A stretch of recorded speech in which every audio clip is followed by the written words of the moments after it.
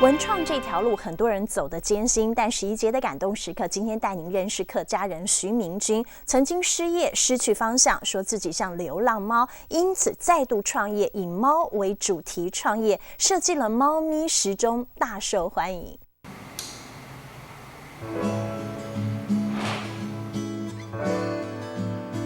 徐明君用画笔总是能够把猫咪画得栩栩如生。他说会用猫咪来创业，主要是3年前失业的他，就像流浪猫一样失去方向。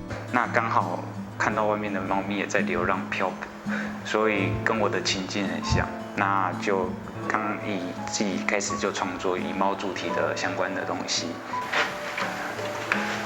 这个就是很新版的吗？对，那现在是在测试中。他画的猫咪能够抚慰心灵，为了让它更疗愈，所以徐明君还将猫咪立体化，做成了猫时钟。虽然是时钟，但一样会摇尾巴。他说这样的猫才有灵魂。在摇摆的时候，感觉它好像是真的猫在摇摆，那个我们人的心灵都会被治愈。他亲手绘制的猫咪，每只都有故事。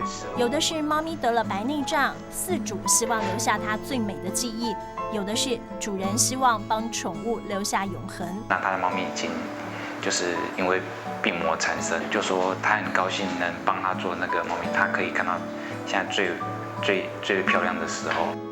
量身打造的猫时钟订单已经排到明年，因为做一个要花3个月。他坚持要把作品做到最好，就是要花比较久的时间在制作上面，还有跟猫咪主人的沟通。家中收养的猫咪多达了10只，他因为爱猫成痴，所以跟猫有了不解之缘。他的猫小孩现在都成了马克杯的主角。这叫欧噜噜，现在在叫的那一只。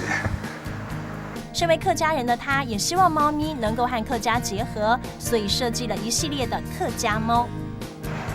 仙丹花、含笑、桂花跟叶荷，这些猫咪都是我家的猫咪，然后去跟那个客家话都做结合。他发挥创意，把他的客家猫变成了陶艺。创业之路从泥泞走到美景，猫咪是他最好的工作伙伴，也成了他的骄傲。